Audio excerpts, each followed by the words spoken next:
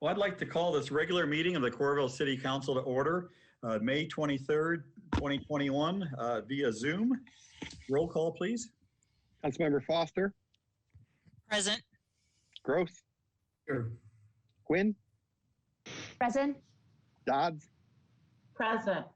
Goodrich. Here. All council members are present, as is the mayor, the city clerk, city administrator, city attorney, and several other staff persons. I would entertain a motion to approve the agenda with the deletion of item 15A through C. Moved. Okay, moved by Gross. Second. Seconded by Goodrich. Any questions? All in favor say aye. Aye. Aye. Okay, the amended agenda is approved. Moving on to item 4 is citizen comments. Mr. Clerk, do we have anyone either electronically or in City Hall to speak to us tonight?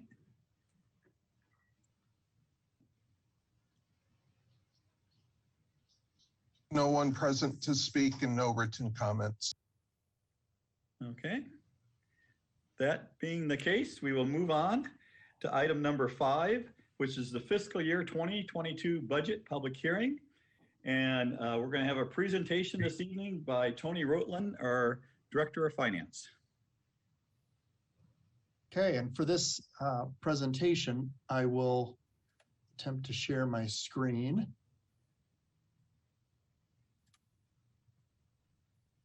Okay, so you should be seeing the presentation, the first page of it at least. So this is the fiscal year 2022 budget that we'll be talking about for the year that begins July 1st, 2021 and runs through June 30th, 2022. Couple highlights from the budget. The proposed property tax rate of $14.3123 per thousand of taxable value is unchanged from fiscal year 21, the current year.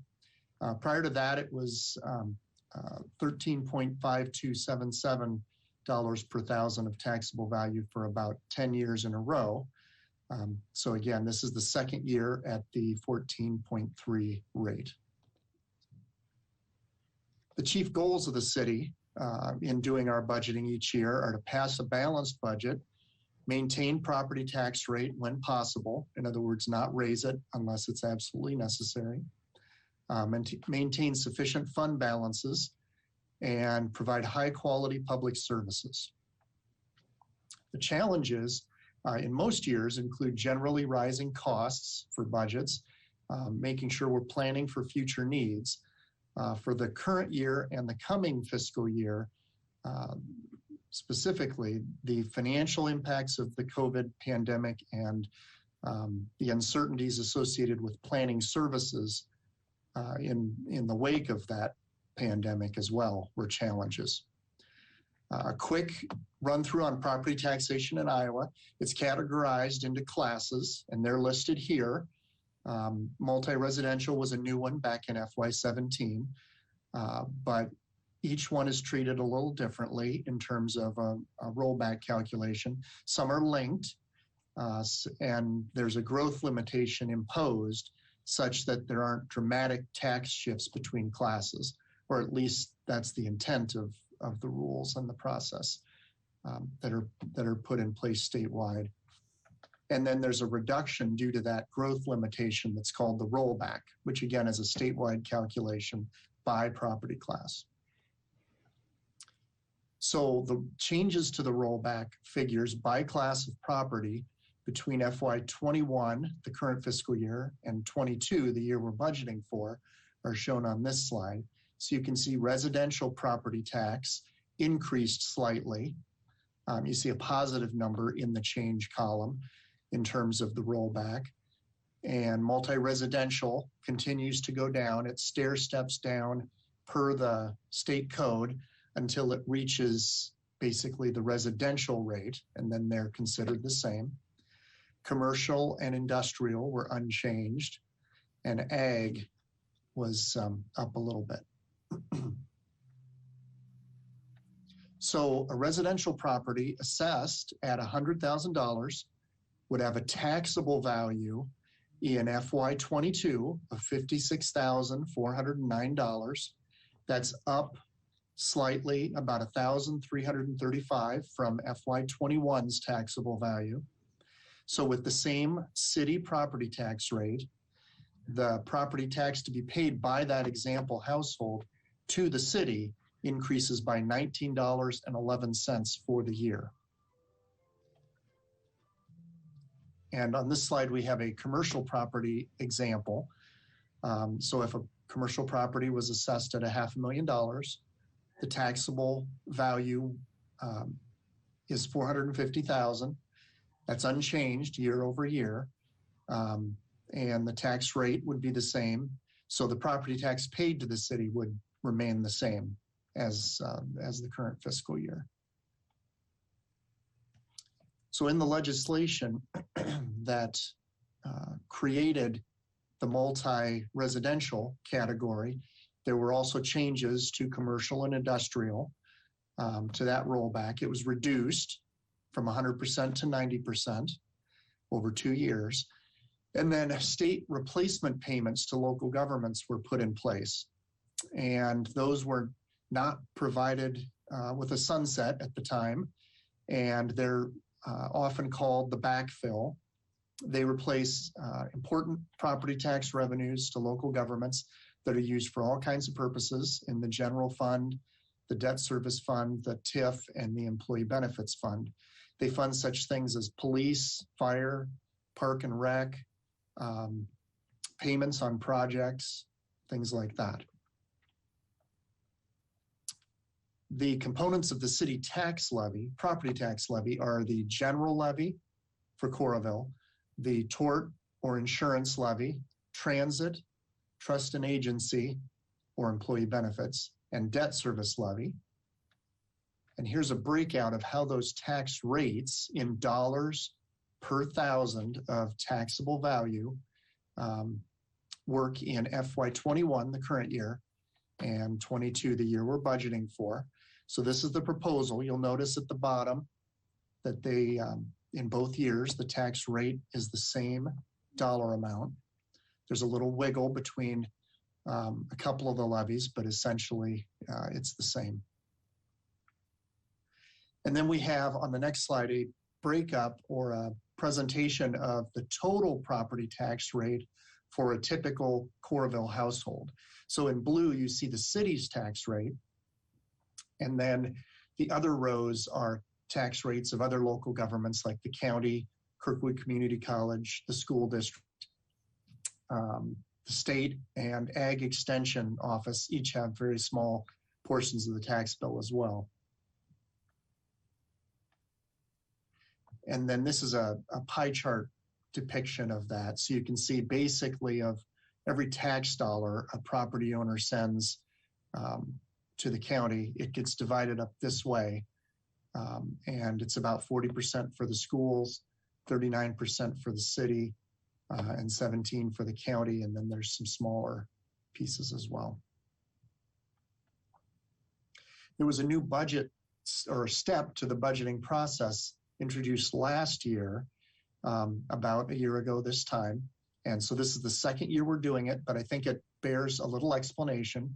It's commonly referred to as the max levy or maximum property tax levy notice and hearing process. There's some things that the notice for that hearing that's already been held, it was held at the last meeting, things that notice says and does not say. So that notice, which I'll show you in a moment on the next slide, shows the current year tax rates in dollars and the proposed 22 tax rate in dollars. In the middle, it shows what the 22 tax rate would be if the same dollars were requested. So I'll go to that. So you can see of the three columns, the one on the left is the current fiscal year, and it shows at the bottom a total tax levy number of 17+ million and $12.19. But you just heard me a little bit ago talk about a $14 and 31-cent levy.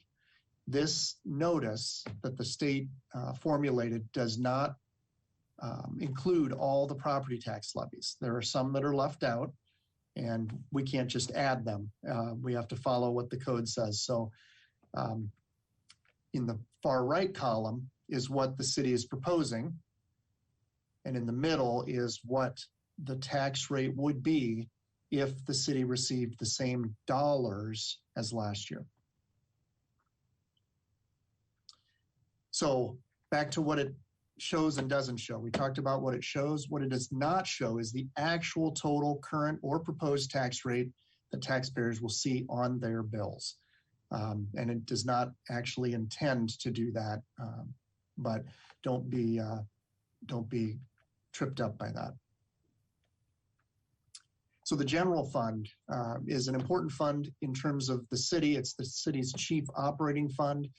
Various sources of revenue flow into the general fund. Property taxes, hotel motel taxes, that's actually a category that's as the hospitality industry has been hit by COVID, that we've seen a lot of changes. Permits and licenses like building permits, rental housing inspection costs and permits.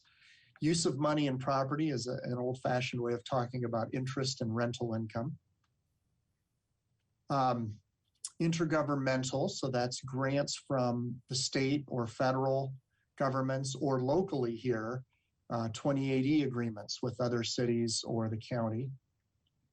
Charges for services like rec programs. And then other financing sources would be borrowings or transfers between funds. So the estimated revenue for fiscal year 22 for the general fund is 27.9 million, which is actually about a 4.7% decrease from the original budget passed for the current fiscal year. Now that budget has been decreased already by the city council in terms of a budget amendment, but this is just a straight up original budget for FY21 to FY22 original budget comparison. And the general fund revenues and expenditures support public safety, health, social services, culture and recreation, community and economic development, general government, and then saving for contingencies and unexpected items.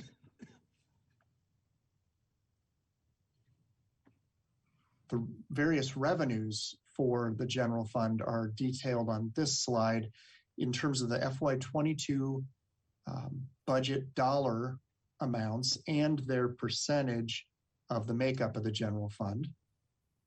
So you can see property taxes and charges for services and transfers are some of the bigger ones. And the reason transfers are number 2 up there, there's some big, large property tax amounts that have to be accounted for in a special fund, and then they're just transferred to the general fund for use. So that's why that sort of jumps out at the top. And then hotel motel tax is at 7%, sort of around the middle of the pack. That's more traditionally in past years, 10 or 11% for the city of Coralville. But again, that's a change we've seen recently. And then we have the general fund departmental budgets depicted on the next slide in percentage and dollar terms. So you see Park and Rec, police, fire, animal control. Some of those are near the top. We have some special revenue funds. The road use tax fund or streets department is one of those. The state road use tax is allocated to cities by the state based on the last official census, which at this moment is the 2010 census. When the 2020 census is available, the state will begin distributions based on those figures, but we're projecting or estimating $128 per capita based on the 2010 census. So we budgeted with those figures, and that produces about 2.566 million of estimated revenues for that department. In terms of the enterprise funds, we have, as I mentioned earlier on, no change this year in the rate structure for any city services. So transit fares, water, wastewater, stormwater, solid waste or trash and recycling, and parking as well. The proposed FY22 budget includes the replacement of a paratransit bus. So that's one of the vehicles utilized by Seats in terms of serving Coralville residents with paratransit, fire protection equipment, and some refurnishing of items in the fire stations. In streets, equipment for street repair, patching, and sealing, and replacement of a 12-year-old snowplow, and repair work on several city streets. In solid waste and recycling, replacement of a 20-year-old garbage truck.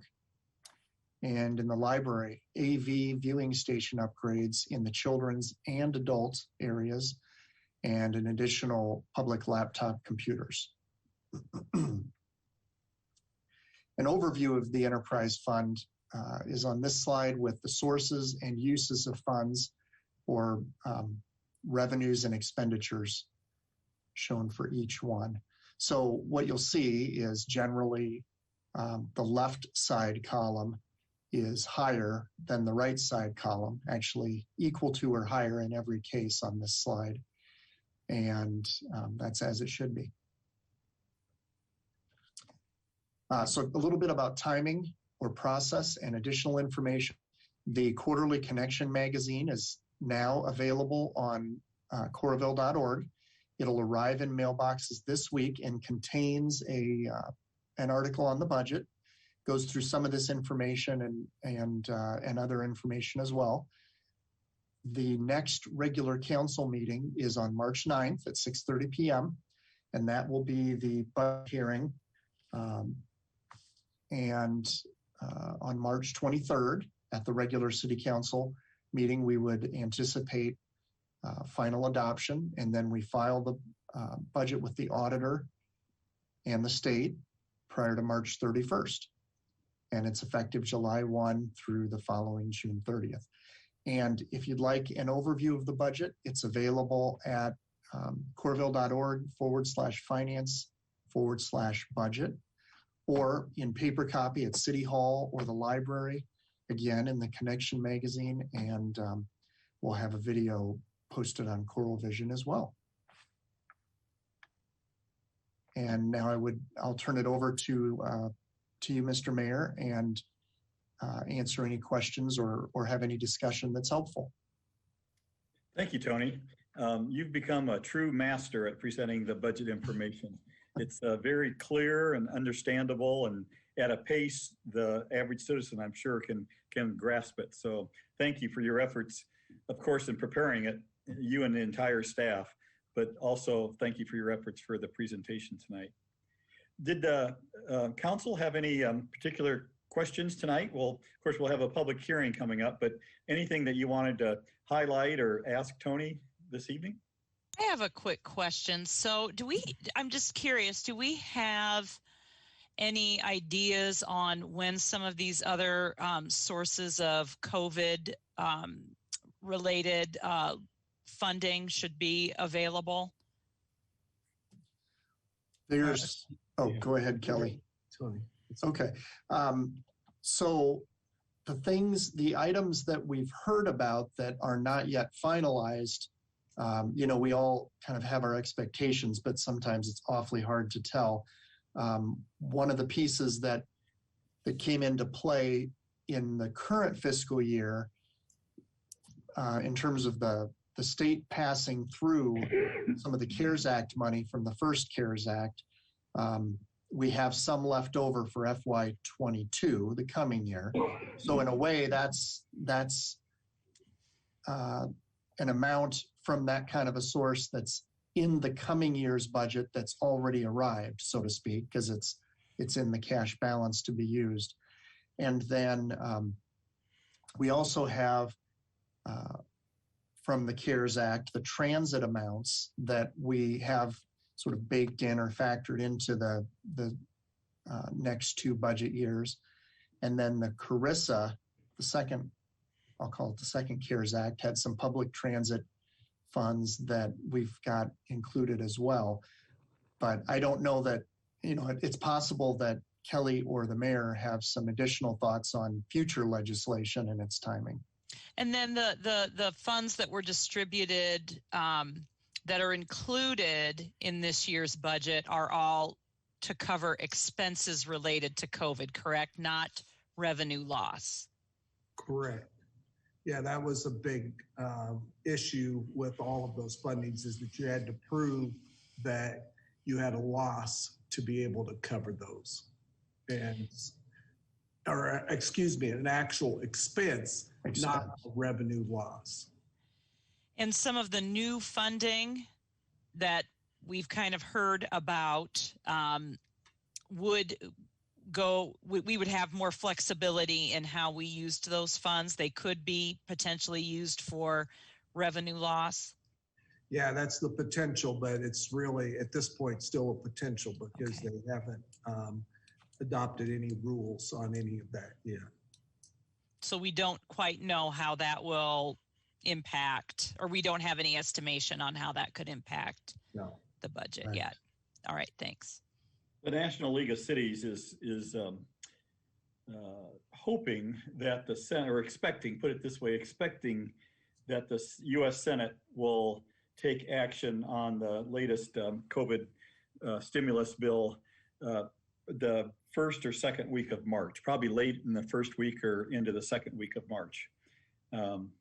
And how long that process will take, it depends on how many amendments and so forth that are, horse traded and so forth. And then I would imagine they would go into effect shortly after that, maybe July 1st. I don't know exactly when it would take effect. So. Well, I think one of the things to remember is that they also adopted last December the Shuttered Venue Act, which was to help places like the Coralville Center for the Performing Arts. And that was supposed to immediately come through to help. And they still haven't adopted the rules. And here we are 3 months later. So these immediate acts don't necessarily all happen real quickly. The good news is that as it's written now, there's no expiration date on the next stimulus package, so we can carry that forward into future years if necessary. Anything else for Tony? Thank you again, and thank you again to all the staff. Okay, we'll move on to item B, which is consider a resolution setting the public hearing on this fiscal year 2022 budget for our next council meeting, which will be 2 weeks from tonight on March 9th. Don? Resolution setting a public hearing on the fiscal year 2022 budget, introduced for adoption by Councilmember Foster, seconded by. Second. Seconded by Huen. Any questions? Roll call? Gross. Aye. Quinn. Aye. Dodds. Aye. Goodrich. Aye. Foster. Aye. Resolution passes all ayes. Item 6 is the Iowa River Landing retail lease. Several items on this. This is for a 5-year lease agreement for the Anthropology store with an option to extend for 3 additional 5-year terms at 920 East 2nd Street, Suite 145 in the Iowa River Landing District. Item A is a report on alternate proposals. We received no alternate proposals. Okay, thank you. That's our City Attorney, Kevin Olson. Item B is a public hearing on the disposal of an interest in real property, this being this space for the Anthropology store, and soliciting alternate proposals for leasing of this space. Are we still soliciting alternate proposals? No, I think that was just a typo in the thing. So it's just a public hearing on the entering into the lease agreement. Okay. Yep. Okay. So I will open the public hearing now on the intent to enter into a lease for this particular property. Are there any comments, Mr. Clerk? No one's present to speak, and there were no written comments. Okay, thank you. I will close the public hearing then and consider the resolution. Resolution approving the disposition of property and approving a lease agreement with Urban US Retail LLC, introduced for adoption by Councilmember Gross, seconded by. Second. Seconded by Dodds. Discussion? Roll call. Quinn, Aye. Dodds, Aye. Goodrich, Aye. Foster, Aye. Gross. Aye. Resolution passes all ayes.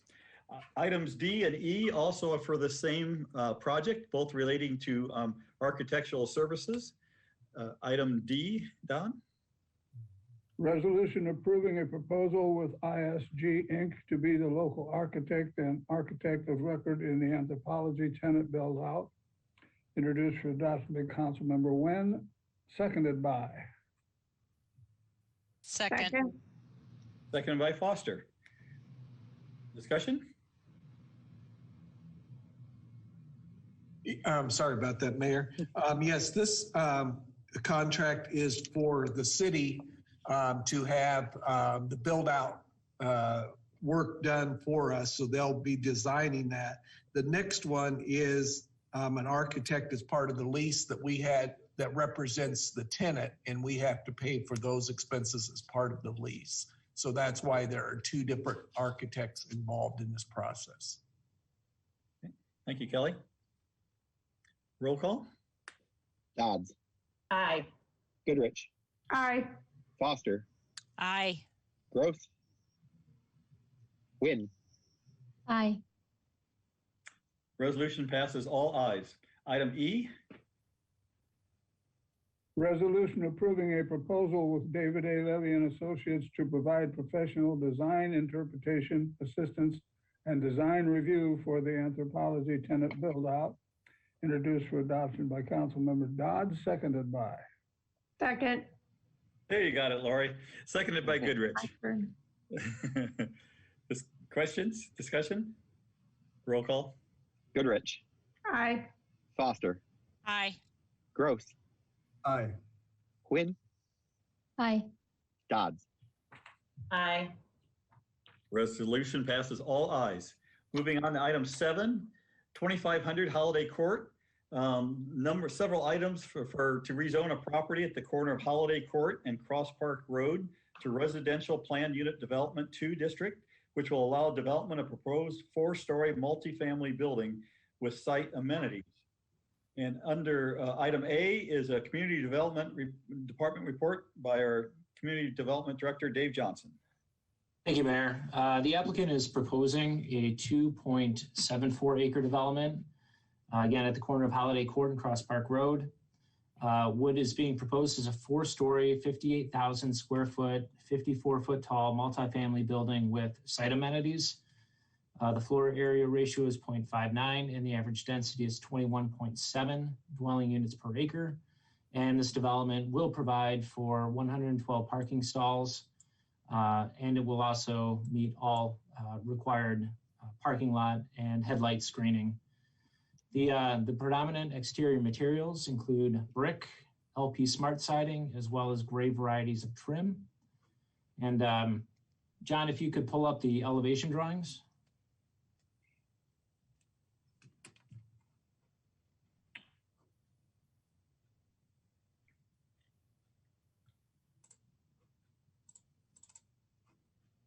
Actually, can you see my screen? Yes. I can pull up those elevation drawings for you.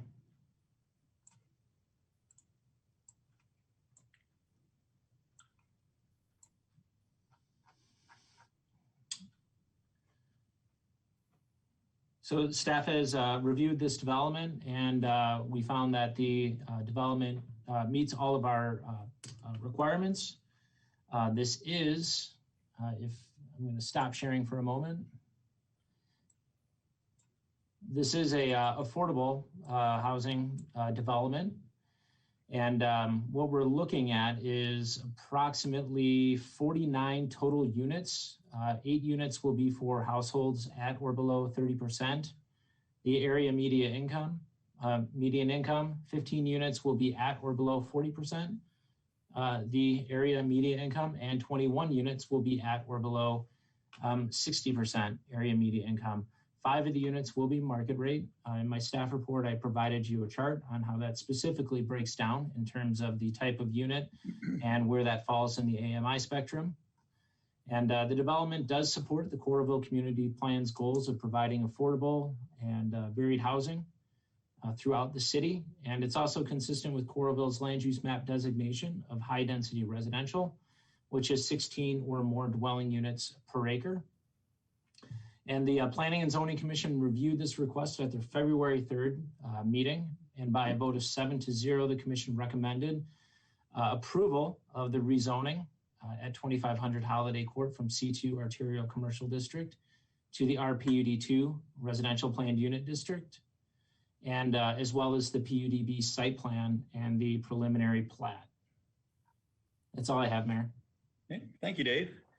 We'll move into a public hearing on this project then, on the rezoning of Holiday Court from C2 to RPUD2 and the preliminary plat and PUDB site plan. I'll open the public hearing. Mr. Clerk, any comments written or otherwise? Megan Carr wishes to speak. Okay. Megan, raise your hand and John will let you in. Can you hear me okay? Yes, sure can. Just wanted to say that I'm here and happy to answer any questions that you may have. I brought forth the land use amendment this fall, and I think we talked through of many of the items, but just wanted to let you know that I am available with any questions. If this moves forward as planned, just as an FYI, we would look to start construction in May or June, depending on how the bids came in. Thank you, Megan. If there are no other comments in the public hearing, I will close the public hearing and move on to the first consideration of the ordinance, Don. Ordinance number 2021-1002, an ordinance amending the Coralville zoning ordinance, the same being ordinance number 664 as previously amended, rezoning certain property located within the corporate limits of the city of Coralville, Johnson County, Iowa, and generally known as 2500 Holiday Court from C2 Arterial Commercial District to RPUD2 Residential Plan Unit Development 2 District, introduced for adoption, first consideration by Councilmember Goodrich, seconded by. Second. Second by Gwen. Any discussion? I actually have a quick question. So we have like that 8 of the units need to be at or below the 30%. You know, we have all those numbers and those thresholds. Is there any, can that be any of the, does it matter if those are the 1 bedroom or the 2 bedrooms? So if we have like 15 that are 3 bedroom, could 8 of those 3 bedroom units be at the 30%? Does it matter which units are at those different levels? I believe it's specified in their application to the Iowa Finance Authority which size unit is assigned to which percentage of income. And I may have that breakdown. I would have to look for it. Megan she's raised her hand so she can answer. Oh, that's great. If that's okay, Mr. Mayor? Sure. Okay, yes, so it is specified in the application. In the future, if there's something that the city has specific needs for larger housing at lower incomes, I'm excited to look at another project, but to make the financials work, this is how the structure is set up right now. And it would be challenging from a financial perspective to adjust it at this point in the process. But yeah, they are locked in.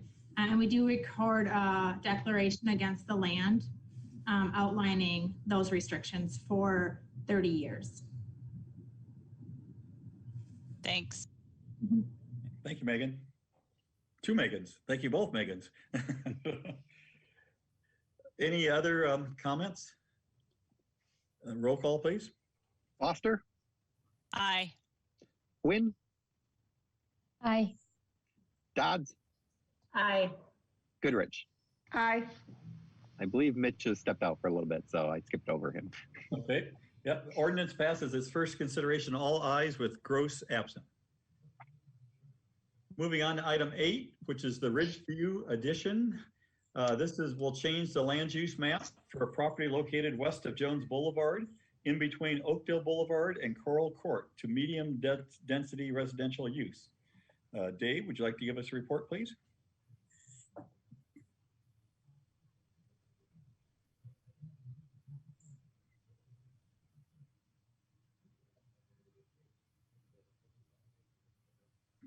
Can everybody see my screen okay? Yes. Wonderful. So this property or this request is by Jajeska LLC Venture One to approve amending the land use plan map from corporate campus to medium density residential. This is a 16.1 acre parcel of land that's located approximately west of Jones Boulevard.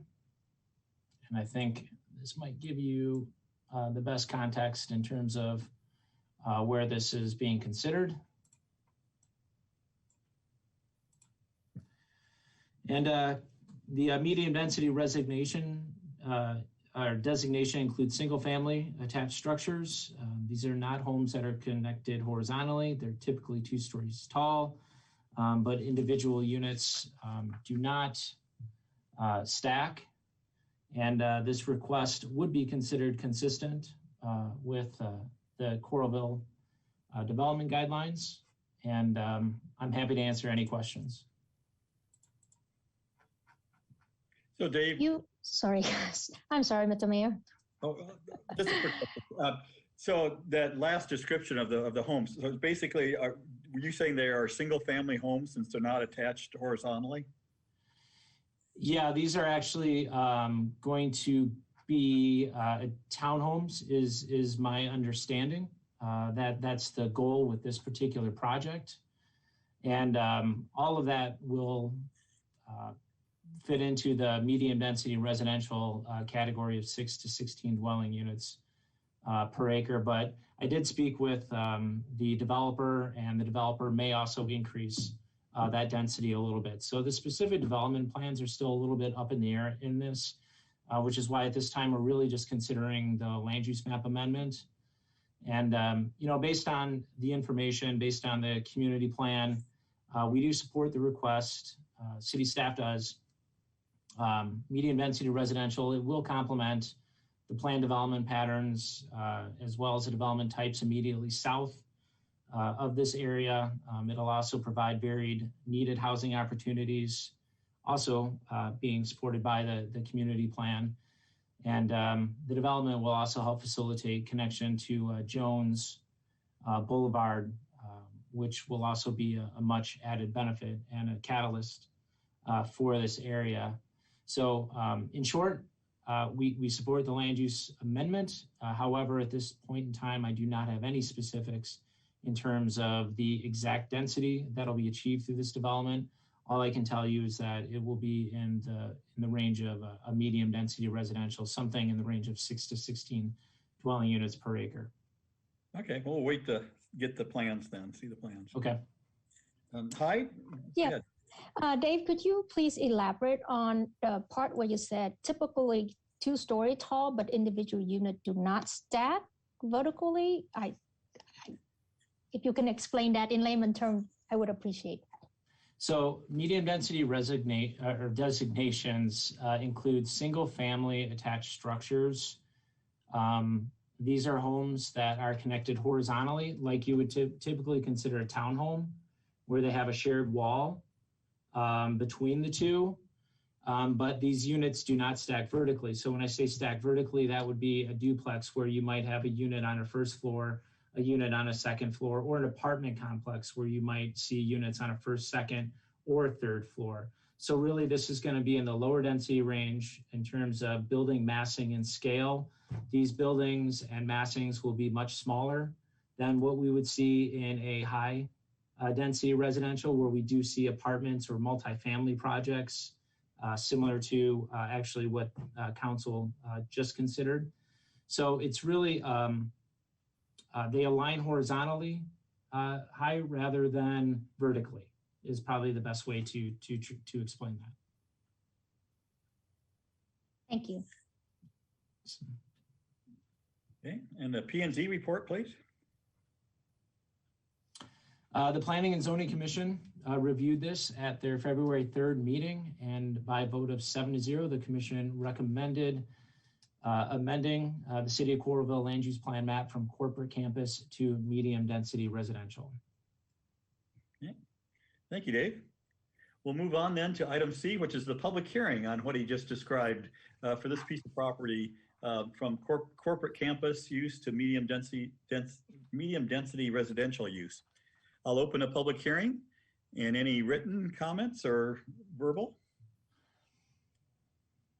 Do not see any hands risen on line, and there's no one at City Hall. There were also no written comments. Correction, John Maynard just raised his hand. Okay. John, go ahead. Hi. Thank you, Mr. Mayor and council persons. John Marner with MMS Consultants. I'll just touch very briefly. I think Dave covered everything that needs to be covered out here. I'll just add a brief description of the building types that might be available. On the southeast side of Jones Boulevard, there's quite a few existing townhomes, 4 and 5 plexes that would be, they're near the end of where the existing Jones Boulevard is. That's the similar type of construction. And this medium density matches and is consistent with those already units or the units that have already been constructed, along with an already approved PUD A district for Ridgeview that lies along Jones Boulevard and to the south and to the west. And I'm available for any other questions if you have any. Okay. Thank you, John. I'll go ahead and close the public hearing then. And Don, the first consideration of the ordinance, please.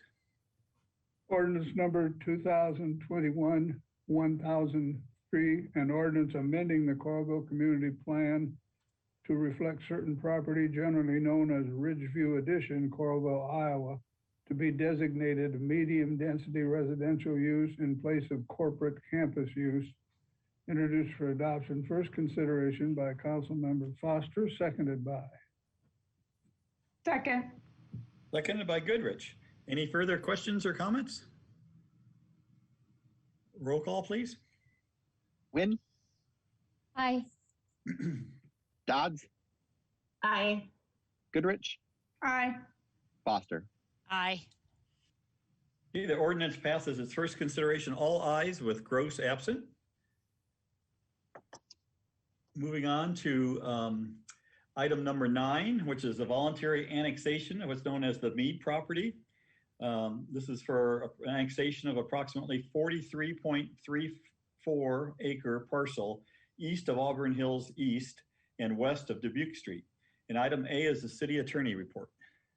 Yes, Mayor, we have already gone through this once, but when the developers, the new buyers bought the property, they signed the applications as the individuals, and they ended up buying it as an LLC. So the development board wanted us to go back and do this again as the LLC that actually owns the property instead of the individual managers of the corporate of the LLC. So that's why we're going through this again.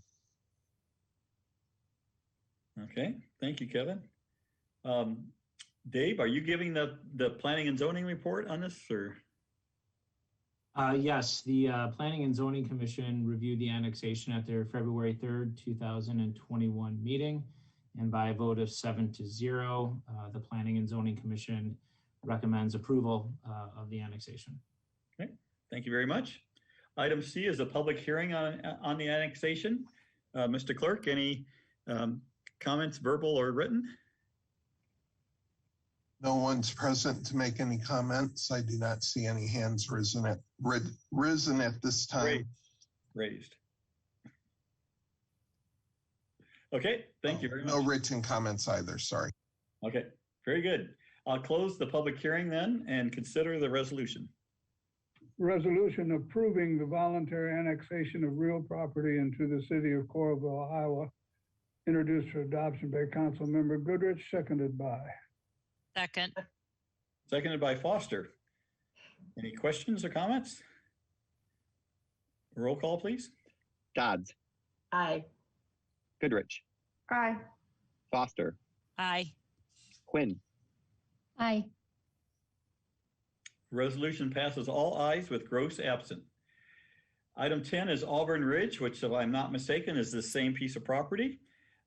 It's for the development of 50 single-family lots and approximately 43.34 acres of recently annexed land located east of Auburn Hills East and west of Dubuque Street. Dave, your report, please. Yes, thank you, Mayor. This is a 44.5 acre proposed subdivision. There will be 50 lots ranging in size from 1/4 acre to 1.5 acres. And this development will have an average density of 0.9 dwelling units per acre, all of which can be considered consistent with the low density residential development typical of a R1 single family residential district. This development will also provide an important connection from Meade Avenue in the Auburn East subdivision to Dubuque Street. And city staff has reviewed the preliminary plat and finds it conforms with the zoning codes and all relevant development standards. That's all I have. Okay. And a planning and zoning report, please. Sure, the Planning and Zoning Commission reviewed this at their February 3rd meeting, and by a vote of 7-0, the commission recommended approval of the Auburn Ridge preliminary plat. Okay, thank you very much. Well, then I would consider a resolution approving this preliminary plat. Resolution approving the preliminary plat for Auburn Ridge, Coralville, Iowa, introduced for adoption by Councilmember Wen, seconded by. Second. Seconded by Dodds. Any questions or discussion? Roll call, please. Goodrich, Aye. Foster, Aye. Quinn, Aye. Aye. Okay. Resolution passes all ayes with Gross absent. Item 11 is the third and final consideration of an ordinance that will rezone a 3.49 acre parcel on the east side of North Liberty Road from RPUD1, Residential Planned Unit Development, to CPUD1, the Commercial Planned Unit Development. And the second item we'll approve a PUD-A site plan and preliminary plat. So the ordinance, please, Don. Ordinance number 2010-1001, an ordinance amending the Coralville zoning ordinance, the same being ordinance number 664 as previously amended, rezoning certain property located within the corporate limits of the city of Coralville, Johnson County, Iowa, and generally known as Scanlon Farm South Ridge, from RPUD1 Residential Planned Unit Development 1 District to CPUD1 Commercial Planned Unit Development 1 District, introduced for adoption, third and final consideration by Councilmember Dodd, seconded by. Second. Seconded by Goodrich. Questions or discussion? Roll call. Foster, Aye. Quinn, Aye. Dodds, Aye.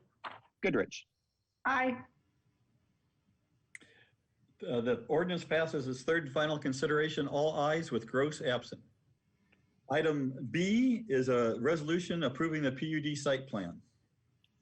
Resolution approving the PUD-A site plan for Scanlon Farm South Ridge, Coralville, Iowa, introduced for adoption by Councilmember Goodrich, seconded by. Second. Seconded by Foster. Questions or discussion? Roll call. Quinn, Aye. Dodds, Aye. Goodrich, Aye. Foster. Aye. Resolution is approved, all ayes with Gross absent. Item 12 is the development agreement. This is for Forever Green Heights and Scanlon Farm Southridge subdivision that basically defines the expectations of the city and the other developer and parties to this agreement. Don?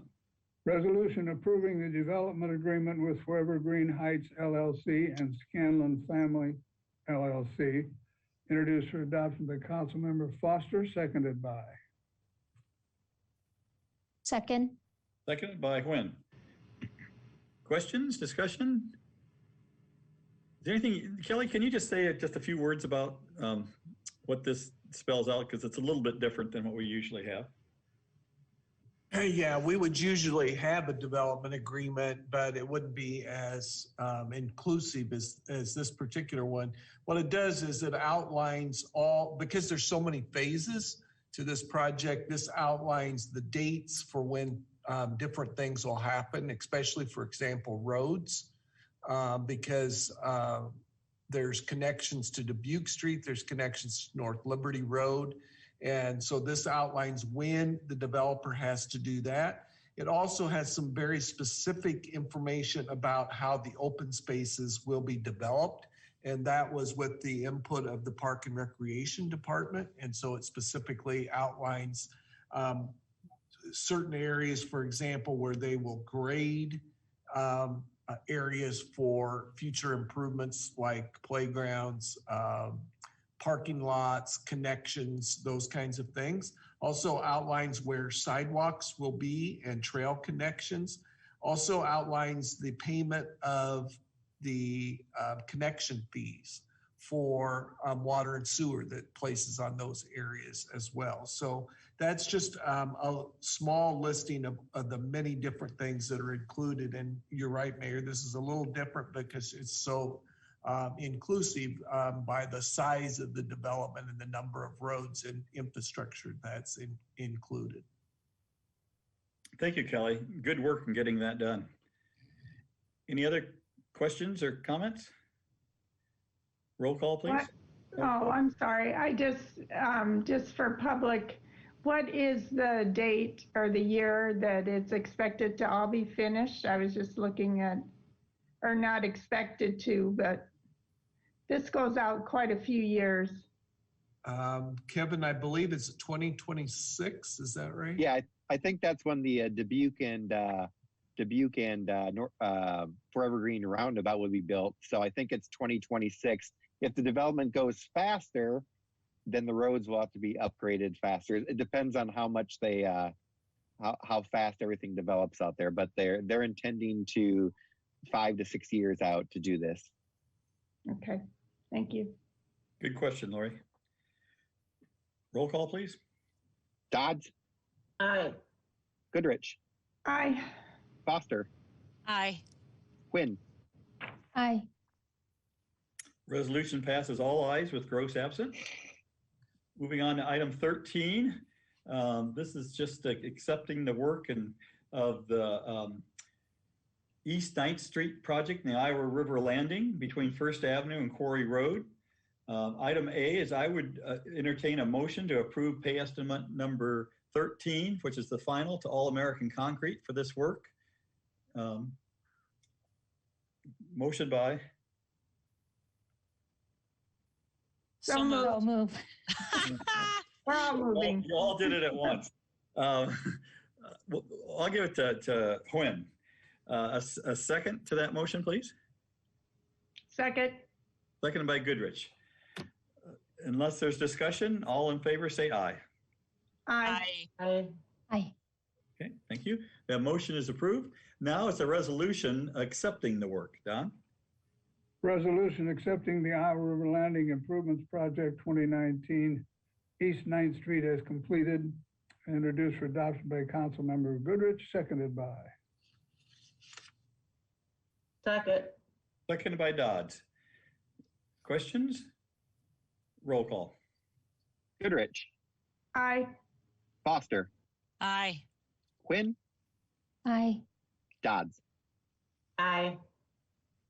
Resolution is approved all ayes with Gross absent. Item 14 is the I-80 First Avenue Interchange Improvements Project, approving an agreement or an amendment which reallocates unused sub-consultant funds to HR Green Incorporated for use in transitioning from city-held preliminary design contracts to the Iowa Department of Transportation held final design contract. Don? Resolution approving amendment number 3 for the professional services agreement with HR Green Inc. for Interstate 80/First Avenue interchange improvements. It's introduced for adoption by Councilmember Wen, seconded by. Second. Seconded by Foster. Any discussion or comments? Yes, I'd just like to once again thank our city engineer, Dan Holderness, Scott Larson, and Ellen Hobble for their work on this project. This is a major positive project for the city of Coralville to have the Interstate 80 project completed and for no more city funds to have to be spent for that. And the receipt of the build grant from the federal government will be paying for the city's portion from this point forward. And the city engineer is working with the DOT. They've confirmed that they will acknowledge that this is their, that is our match, and so that there won't be any additional funds spent. So the city engineer is working on that agreement, which will hopefully be on one of the next 2 council meetings. Great, good to hear. Roll call, please. Foster. Aye. Quinn. Aye. Dodds. Aye. Goodrich. Aye. Resolution's passed all ayes with Gross absent. Item 15 was removed from the agenda. So I would go down to 16 and consider a motion to approve the consent calendar as presented or amended. Mayor, I would ask the council to consider a motion to approve the consent calendar A through O inclusive. Okay, moved by Dodds, seconded by? Second. Again, it's a tie, I think. We'll give it to Huynh. Any discussion? Roll call, please. Quinn. Aye. Dodds. Aye. Goodrich. Aye. Foster. Aye. The consent calendar is approved as presented. All ayes with Gross voting, or with Gross absent. Item 17 is a city administrator's report. Yes. Thank you, Mayor. First of all, I would just like to remind folks, and especially our citizens that may be listening to our meeting or watching our meeting, that we do have a program adopted for assistance for utilities that will be coming through IFA. And so anybody that needs assistance for rent and utilities can make contact either at Coralville City Hall or the Coralville Library, and we will work with them on the delays for utility payments so that they can take advantage of that state program, which is a pass-through from the federal government. And with that, I think everything else I have, I'll have during the work sessions. Thank you, Mayor. Okay, and I'll just add to that, Kelly, for folks, IFA stands for Iowa Finance Authority. There's so many acronyms now with everything going on that I felt compelled to spell that out. Thank you, Mayor. Yep, no problem. Thank you, Kelly. Mayor's report. Very pleased that the good work of the staff and the city council to create the Coralville Community Policing Advisory Board has come to fruition, and the applications are now being solicited. That information went out yesterday, and it's for 8 members, or 7 members, I'm sorry. Or is it 8? I should know that by now. Yeah, 7, that's what I thought. 4 residents of the city of Coralville, just at large. 1 member, the next 3 could be from Coralville, but it could also be from the local area. A member that represents the law enforcement community who's been an officer for currently or in the past for at least 5 years. An opening for a person that's a member of the Iowa City chapter, the NAACP, and a person who is filled by a person who's a member of LULAC, which, if you're not familiar with that acronym, it's the League of United Latin American Citizens. So total of 7. There's a great deal of information on the website about the process. So go there and you can see the form to fill out. We will consider a balanced ethnically, gender and race and otherwise diversity, basically balanced membership when we go to selecting the applicants. And anyone that's interested can certainly contact City Hall or any of the council members and we can answer your questions. And your applications are due by 5 p.m. March 26th. So there's a little bit of time to do your homework and think about it and see if there's something you'd like to put your name in the hat for. I encourage folks to take a look at it. This should be a great improvement. I think the only other thing I have to mention tonight, and it's unfortunately it's something I've been doing every council meeting it seems like, and that is giving condolences and sympathies out to family members of someone who's died with a connection to the city of Coralville, and this time it's to the family of Don Ewald. Don passed away in the last 2 weeks. He is the former police chief with the Coralville Police Department. He was the chief of police prior to Barry Bedford, and for those of you who have been around Coralville a long time, you know that Ewald is quite a popular, frequent family name. So there are a lot of family members around. And I can remember Don. I didn't know him that well, but I do remember him and seeing him at City Hall back when my wife was on the city council. So condolences to his family. Okay, move on to City Attorney's report. I have nothing additional, Your Honor. Kevin? I came back from Florida last week, so I'm taking credit for bringing some of the warm air with me on the flight back. Good for you. Thank you for doing that. A committee and council members report. I guess I'll go backwards on my screen. I'll do that a little different. So the first one on the end is, since Mitch isn't with us, the first one on the end is Lori. All right. And Megan, you might have, we're going to talk about this too. She and I are on the Metro Planning Organization for Johnson County. And every once in a while, they have to do a long range transportation planning survey. And it's called Future Forward 2050. So that is long range, looking towards 2050. And there's a survey about transportation that is out on the website now. And please feel free to go to that survey and answer the questions about how you transport yourself around the city and how you enjoy the walking trails and biking trails. And how you get to work and so on. It's just like a 10-minute survey, and it'll be very, very helpful in planning for the long-range future. Also, the Iowa City School District has started up their Portrait of a Graduate again, and I'll be on that design team. We meet once a month. And then I enjoyed the Refugee Alliance meeting of Johnson County, which is on Zoom also, and just want to give a real word of appreciation to the Iowa City Compassion Group, the Center for Worker Justice, and then also just the Johnson County workers who work with people that are in need or are new to our community. So that's my report. Thank you. Thank you, Lori. Thank you for representing us. Hi, you're next.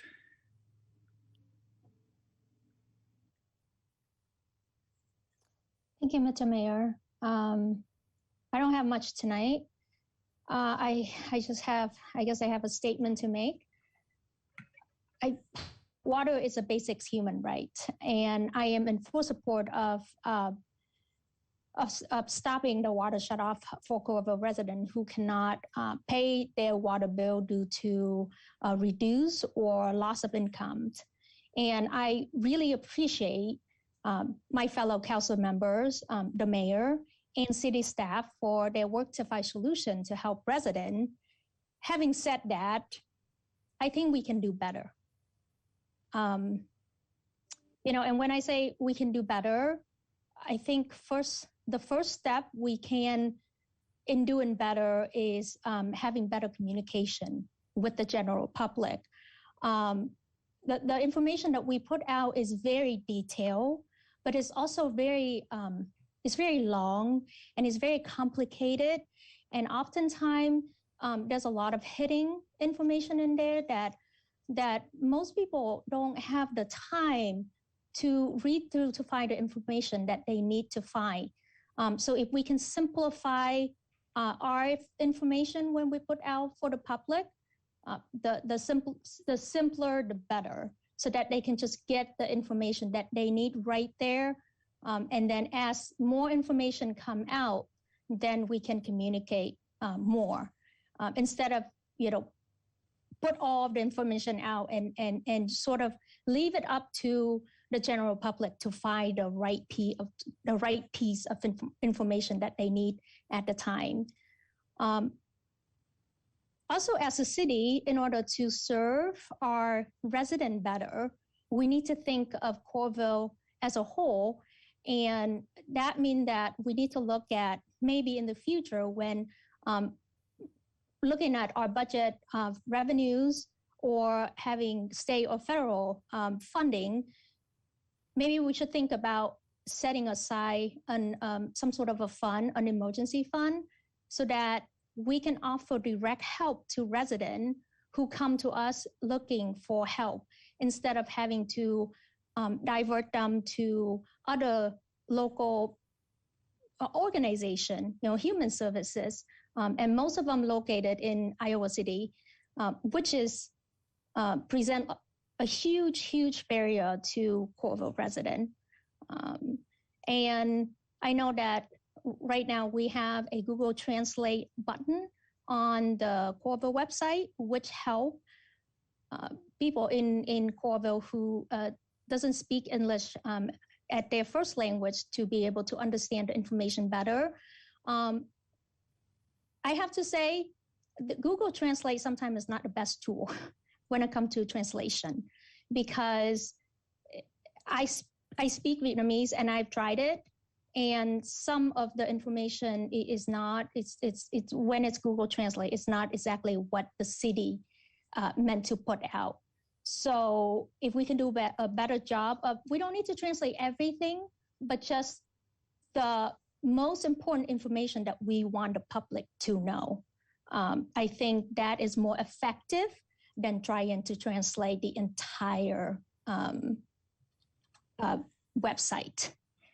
And we need to make our intention more accessible. By that, I mean, you know, if we are going to help people, we need to list what we are going to help them with, all of the steps. I think that will help us serve all of the Coralville residents better. And it's also help them feel less intimidated to come to us and ask for help.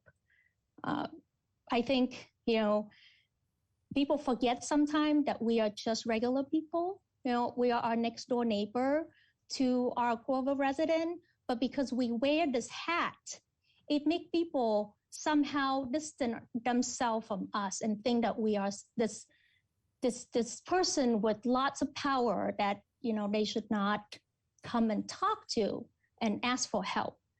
So we can help change that. And I think it would make, you know, it would make Coralville a better place for everybody. So, thank you. Great. Thank you, Wen. Megan, you're next.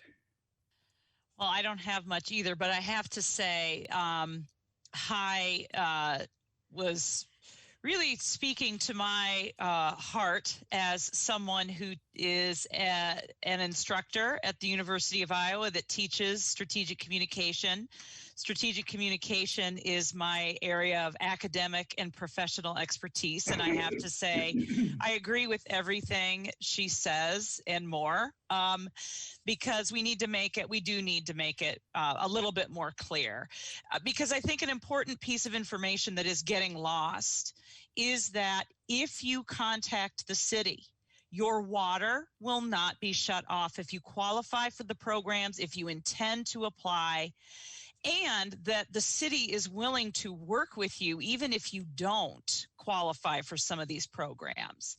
So I think that's a really important thing that is getting lost. So contact the city, learn more, find out about the programs, and the staff is willing to work with you, willing to help you, and if you qualify, your water will not be shut off. You will not accumulate late payments. And the intention of this program is to make sure that the people who need the help are getting the help. I will tell you, I have it right here.